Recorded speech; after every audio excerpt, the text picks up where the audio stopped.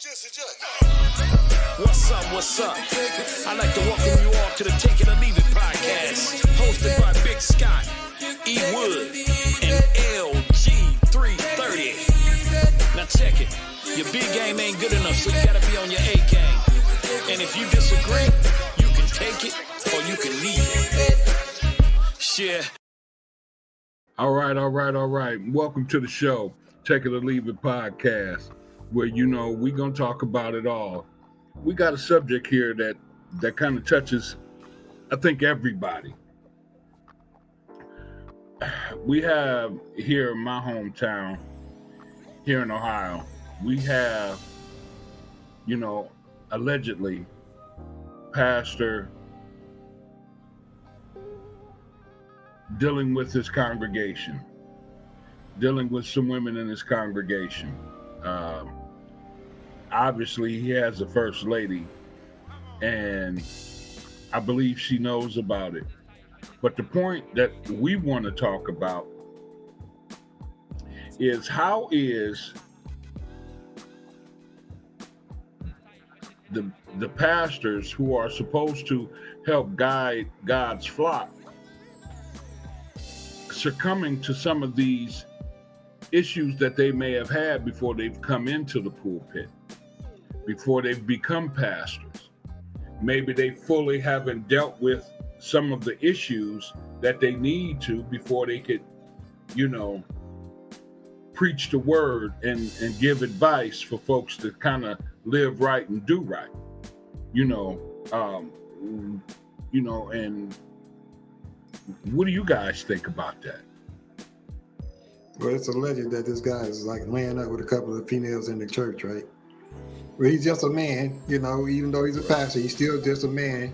Your flesh is strong. You got to fight the flesh every day. Right. And if you're not strong in that word, then, right now, a lot of pastors is under attack, in all ways, shapes, and forms, not just sexually, other things too. There's a lot of sexual stuff going on with the pastors right now across the country. So since you said they're human, do they go through the fire also? Well, they ain't no different than me and you. They just know the word more, and then we don't know, some of them ain't called, some of them are. We don't know the situation. Everybody not called in the pulpit. But wouldn't you know that, though? Wouldn't you have some discernment? A lot of people, if you are reading your word and having a close relationship with God. You definitely are, yeah. But a lot of people coming in off the street, they don't know the word. They just coming there trying to hear it. So they getting led and misled from the beginning. Yeah. So if they don't know if they're not reading the word themselves and they coming there to get information, and you tell them some stuff they don't know left or right, then they're gonna follow that. Yeah. Right. That's true. By it blowing up, and then, like you were saying too, Scott, you was like, is it something that you dealing with already that you didn't address that part? Because you also, in that same note, you helped a lot of people too. You probably brought, so it's like sometimes when you called to say something, who giving you the message sometimes ain't even the concern a lot of times. You know what I'm saying? You like, okay, who giving me message? Like they say, do as I say, not as I do, which, you know what I'm saying? And sometimes, it may be the bum on the street to give you the best knowledge in the world that you ever person that's not even got no unhoused person. You know what I'm saying? So it's like from that part, and then taking it as, okay, you failed. So now what's the lesson you teach after you fail, and how do you build from failure? Because we all gonna fall. I just, this one just happened to go public, and then it's a lot of, things. So how do you build from there? Another thing, a lot of women coming in, they got the Jezebel spirit on them. Right. Who knows what their purpose is when they come in there? Hey, what the old schools used to say, the hoes of the pimps is in the church, the ex, you know what I'm saying? Because you dealing with, so sometimes even as your preacher, you want a preacher that then experienced life, that overcame things that you going through. So, you know what I'm saying? Like I've been there, you know what I'm saying? Somebody come in, they smoke crack. The preacher smoked crack at one time, but now he clean, Right. you know what I'm saying? So sometimes you need that person with that real life experience and be like, we fall, you know what I'm saying? And then it also humbles the individual even more. And another thing, when you fighting the issue, it's just like being an alcoholic, bro. You got to fight that for the rest of your life. Right. You know, you might fall off the wagon, but you got to get back on. You know, when you got a sexual addiction or something like that, you can't just pray that away one day. You got to deal with that for the rest of your life. And it's different because we're in a sexual world.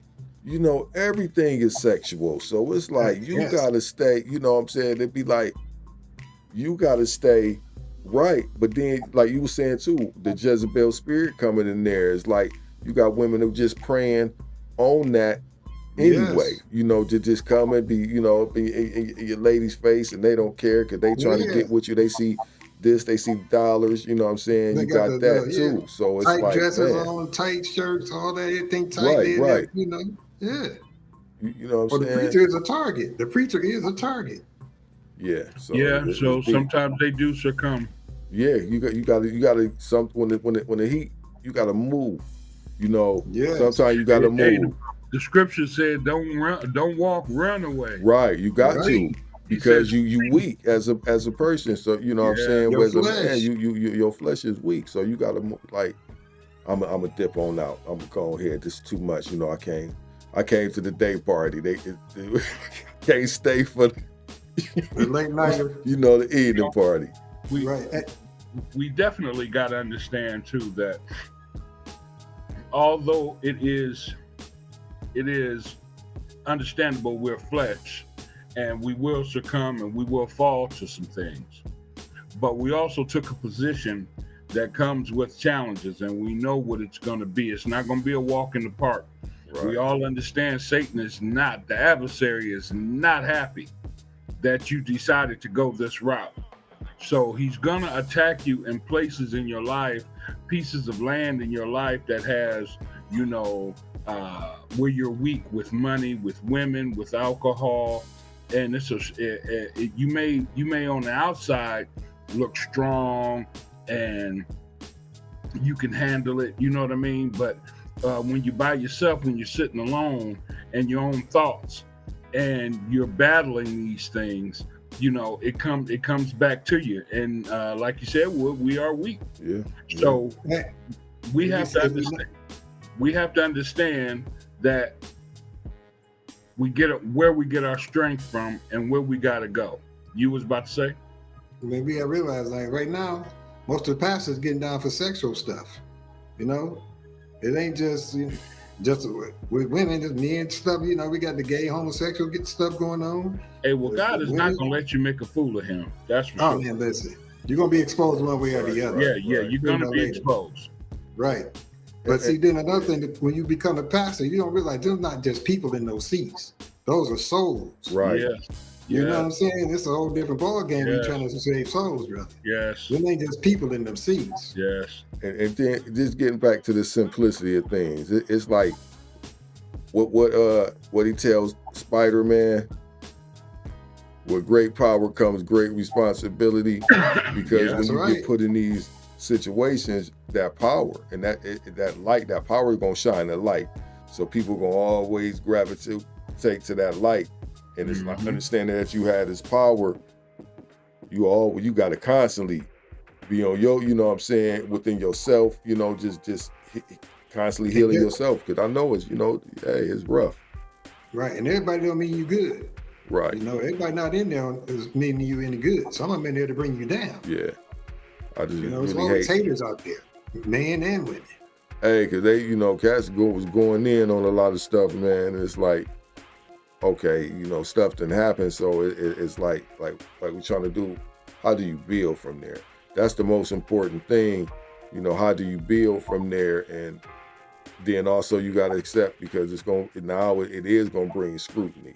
So hopefully it don't make people still stay spiritually connected and don't think having spirituality is, you know, that's what you don't want, because we lacking it. That's why it's so much going on like it is today, because we have no more spirituality in any sense. Yeah. Rather how you believe, just knowing, is, you got to be accountable for your actions. So hopefully it don't start spiraling people, because once that fire get to burning, now it's another reason for people just to talk about religion.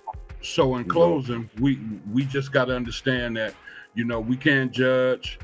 We have to have a personal relationship with Christ. So with that, we out. We appreciate it.